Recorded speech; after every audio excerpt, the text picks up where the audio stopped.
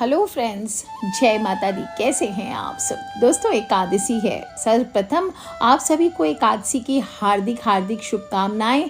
आप लोग सभी लोग व्रत करें ना करें, पूरे दिन सात्विकता के साथ व्यतीत करें। बोले त्वदीयम वस्तु गोविंद तुभ्यमेव समर्पये। कुछ भी भोग लगाए विष्णु भगवान को और हाथ जोड़ करके जाप करें। त्वदीयम वस्तु गोविंद तुभ्यमेव समर्पये गृहाण सम्मुखो भूत्वा प्रसीद परमेश्वर। बोलते हुए, या विष्णु भगवान, हे विष्णु भगवान, हे प्रभु, मैं आपको जो कुछ भी मेरे पास है वो समर्पित करता हूँ, कृपा आप इसे धारण करें।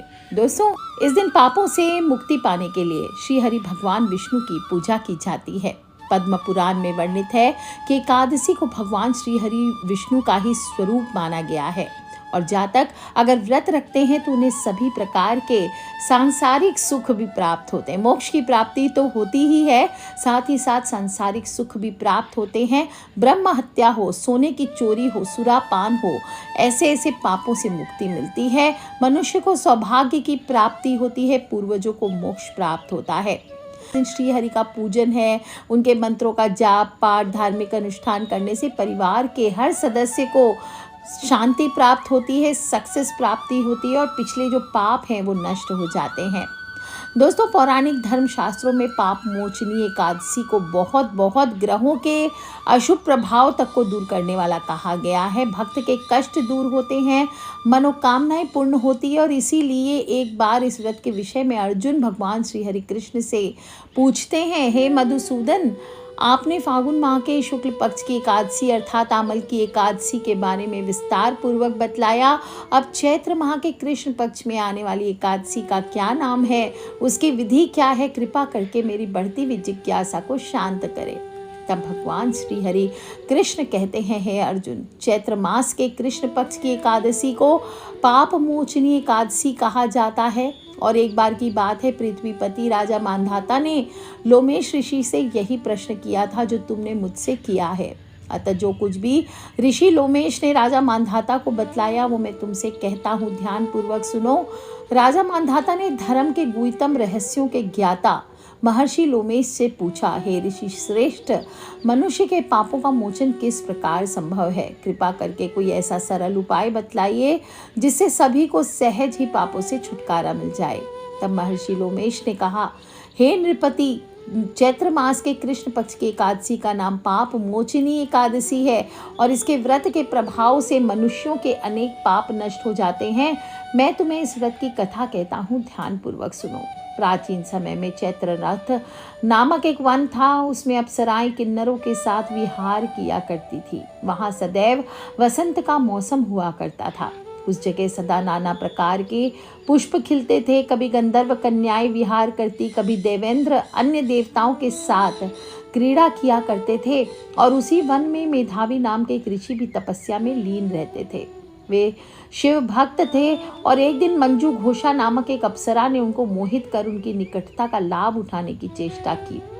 इसलिए वह कुछ ही दूरी पर बैठकर वीणा बजाकर मधुर स्वर में गाने लगी। उसी समय शिव भक्त महर्षि मेधावी को कामदेव भी जीतने का प्रयास करने लगे और कामदेव ने उस सुंदर अप्सरा के भ्रू का धनुष बनाया, कटाक्ष को उसकी प्रत्यंचा बनाई और उसके नेत्रों को मंजू घोषा अप्सरा का सेनापति बनाया। इस प्रकार कामदेव ने अपने शत्रु भक्त को जीतने के लिए तैयारी की। उस समय महर्षि मेधावी भी युवावस्था में थे और काफी हृष्ट पुष्ट थे। उन्होंने यज्ञोपवीत तथा दंड धारण कर रखा था। वे दूसरे कामदेव के समान ही प्रतीत हो रहे थे। कामदेव के वश में हुई मंजू घोषा ने धीरे धीरे मधुर वाणी से वीणा पर गायन शुरू किया तो महर्षि मेधावी भी मंजू घोषा के मधुर गाने पर तथा उसके सौंदर्य पर मोहित हो गए। अप्सरा मेधावी मुनि को कामदेव से पीड़ित जानकर उनसे आलिंगन करने लगी। महर्षि मेधावी उसके सौंदर्य पर मोहित होकर शिव रहस्य को भूल गए और काम के वशीभूत होकर उसके साथ रमण करने लगे। काम के वशीभूत होने के कारण मुनि को समय का ज्ञान नहीं रहा, न दिन का न रात का भान रहा। काफी समय रमन करते रहे। तदुपरांत मंजू घोषा उस मुनि से बोली, हे ऋषिवर, अब मुझे बहुत समय हो गया है, आप मुझे स्वर्ग जाने की आज्ञा दीजिए। अप्सरा की बात सुनकर ऋषि ने कहा, हे मोहिनी, संध्या को तो आई हो, प्रातः काल होने पर चली जाना। ऋषि के ऐसे वचनों को सुनकर अप्सरा उनके साथ रमन वापस से करने लगी। इसी प्रकार दोनों ने बहुत समय साथ बिताया और मंजू घोषा ने एक दिन ऋषि से कहा, हे विप्र, अब आप मुझे स्वर्ग जाने की आज्ञा दीजिए। मुनि ने इस बार भी यही कहा, हे रूपसी, अभी ज्यादा समय व्यतीत नहीं हुआ है, कुछ समय और ठहरो। मुनि की बात सुनकर अप्सरा ने कहा, हे ऋषिवर, आपकी रात तो बहुत लंबी है, आप स्वयं ही सोचिए, मुझे आपके पास आए कितना समय हो गया, अब और ज्यादा समय तक ठहरना क्या उचित है। अप्सरा की बात सुनकर मुनि को समय का बोध हुआ, गंभीरता पूर्वक विचार करने लगे और जब उन्हें समय का ज्ञान हुआ कि उन्हें रमण करते 57 वर्ष यानी 57 ईयर्स बीत चुके हैं, तो उस अप्सरा को वह काल का रूप समझने लगे। इतना ज्यादा समय भोग विलास में व्यर्थ चला जाने पर उन्हें बड़ा क्रोध आया। अब वह भयंकर क्रोध में जलते हुए उस तप नाश करने वाली अप्सरा की तरफ भ्रुकुटी तान कर देखने लगे। क्रोध से उनके अधर कांपने लगे, इंद्रियां बेकाबू होने लगी। क्रोध से थरथराते स्वर में मुनि ने उस अप्सरा से कहा, मेरे तप को नष्ट करने वाली दुष्टा, तू महापापिन है और बहुत दुराचारणी है, तुझ पर धिक्कार है। अब तू मेरे श्राप से पिशाचिनी बन जा। मुनि के क्रोध युक्त श्राप से वह अप्सरा पिशाचिनी बन गई और वह देखकर व्यथित होकर बोली, हे ऋषिवर, अब मुझ पर क्रोध त्याग कर प्रसन्न हो जाइए, कृपा करके मुझे बतलाइए कि श्राप का निवारण किस प्रकार होगा। विद्वानों ने कहा है, साधुओं की संगत अच्छा फल देने वाली होती है और आपके साथ तो मेरे बहुत वर्ष व्यतीत हुए हैं, अतः आप अब मुझ पर प्रसन्न होइए, अन्यथा लोग कहेंगे कि एक पुण्य आत्मा के साथ रहने पर भी मंजू घोषा को पिशाचिनी बनना पड़ा।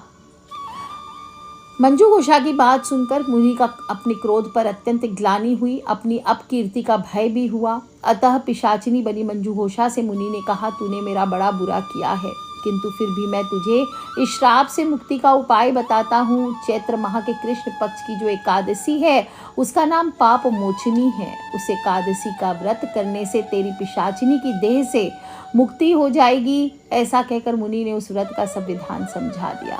फिर अपने पापों का प्रायश्चित करने के लिए वे अपने पिता च्यवन ऋषि के पास गए। च्यवन ऋषि ने अपने पुत्र मेधावी को देखकर कहा, हे पुत्र, ऐसा क्या किया है तूने कि तेरे सभी तप नष्ट हो गए हैं, तेरा समस्त तेज मलिन हो गया है। मेधावी मुनि ने लज्जा से सिर झुकाकर कहा, पिताश्री, मैंने एक अप्सरा से रमण करने का बहुत बड़ा पाप किया है। इसी पाप के कारण संभवतः मेरा सारा तेज, मेरे तप नष्ट हो गए। कृपा करके आप इस पाप से छूटने का उपाय बताइए। तब ऋषि ने कहा, हे पुत्र, तुम चैत्र माह के कृष्ण पक्ष की पाप मोचन एकादशी का व्रत तथा भक्ति पूर्वक करो, उपवास करो, इससे तुम्हारे सभी पाप नष्ट हो जाएंगे। अपने पिता च्यवन ऋषि की बातों को सुनकर मेधावी मुनि ने पाप मोचनी एकादशी का व्रत किया। इसके प्रभाव से उसके सभी पाप नष्ट हुए। मंजू घोषा अप्सरा भी पाप मोचनी एकादशी का उपवास करने से पिशाचिनी की देह से छूट गई और पुनः अपने सुंदर रूप को धारण करके स्वर्ग लोक को गई।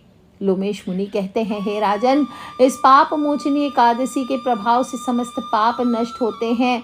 इस कथा का श्रवण करने से, पठन मात्र करने से, स्वयं सुनने और औरों को सुनाने मात्र से 1000 गौदान करने के बराबर फलों की प्राप्ति होती है। और इस उपवास को करने से ब्रह्म हत्या करने वाले, स्वर्ण चुराने वाले, मद्यपान करने वाले, अगम्या का गमन करने वाले आदि भयंकर पाप भी नष्ट होते हैं और अंत में स्वर्ग लोक की प्राप्ति होती है। अतः इस व्रत को करने से भक्तों को बड़े से बड़े यज्ञ के समान फल मिलते हैं। श्री हरि भगवान विष्णु का के दिन विधि विधान से पूजन करना चाहिए और इससे बड़ी से बड़ी मुसीबत से मुक्ति मिलती है, शत्रुओं का दमन होता है। तो बोलिए श्री हरि विष्णु भगवान की जय। दोस्तों, चैत्र एकादशी तिथि जो देखें तो 4 अप्रैल को शाम को 4:14 से शुरू हो चुकी है। व्रत प्रारंभ लेकिन सुबह 5:23 से होगा और उदय तिथि का मान्य रखा जाता है। तो पाप मोचनी एकादशी का व्रत 5 अप्रैल को ही रखा जाएगा, क्योंकि एकादशी तिथि की समाप्ति 5 अप्रैल को दोपहर को 1:28 पर होगी। जो लोग भी व्रत करेंगे वो सभी 6 अप्रैल को पारण करेंगे, सुबह 6:05 से लेकर 8:37 तक। और दोस्तों, चैत्र माह की पहली एकादशी है, सर्वश्रेष्ठ व्रतों में मानी जाती है। और ध्यान रखें, द्वादशी तिथि शुरू होने के पहले ही आपको पारण कर लेना है। जो लोग भी व्रत करना चाहते हैं और उनको पूरे दिन सात्विकता का ध्यान रखना है। नित्य कर्मों से निवृत्त होकर के घर के मुख्य द्वार की साफ सफाई कर लीजिए और झाड़ू आदि सूर्यास्त के बाद आज के दिन नहीं लगाना चाहिए। मुख्य द्वार को साफ करके हल्दी के जल का छिड़काव करें, रंगोली सजाएं, तोरण लगाएं।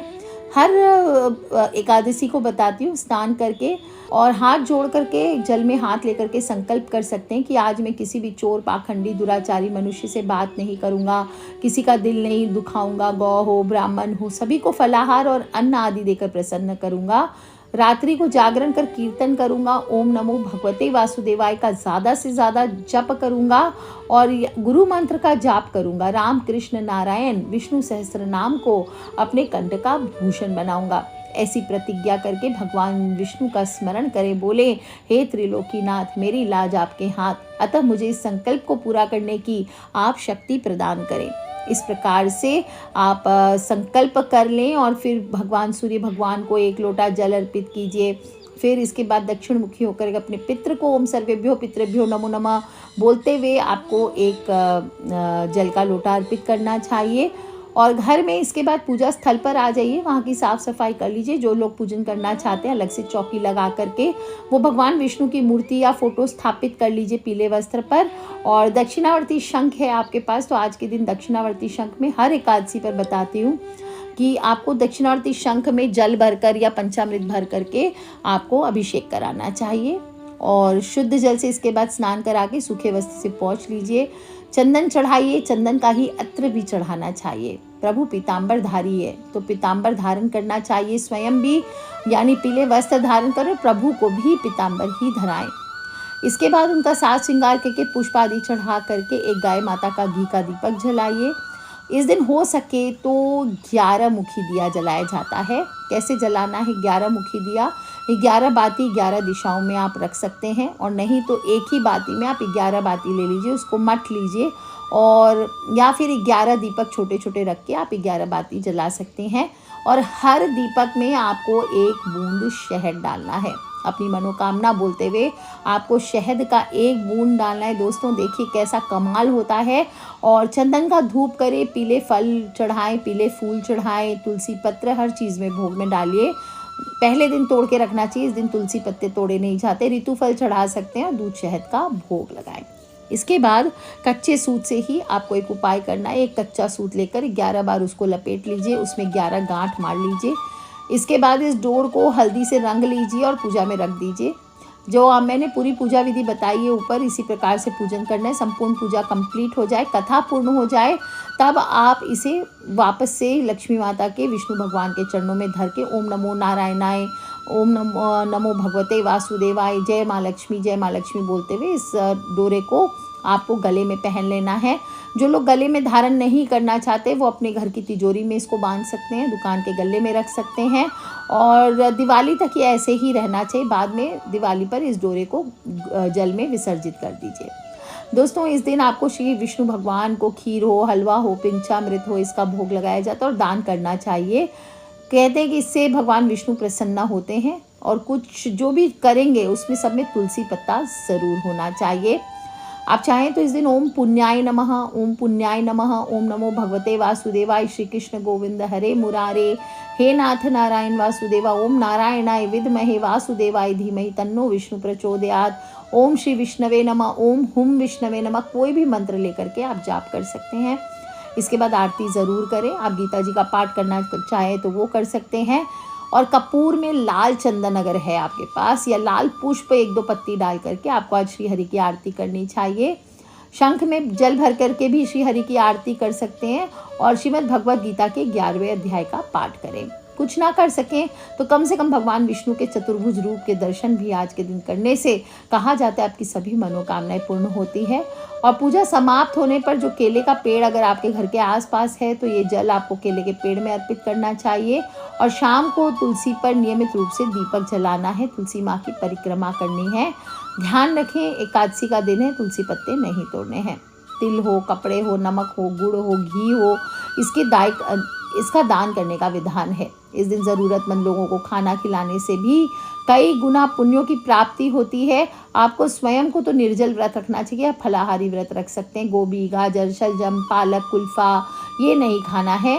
और ध्यान रखना है चावल, मसूर, उड़द, चना, शाक शहद, तेल और अधिक जल का भी सेवन नहीं करना। गर्मी आ गई है, लोग बार बार पानी खोजेंगे, लेकिन ध्यान रखना अधिक जल का सेवन नहीं करना। और व्रत के दिन आप चाहें तो दान भी कर सकते हैं।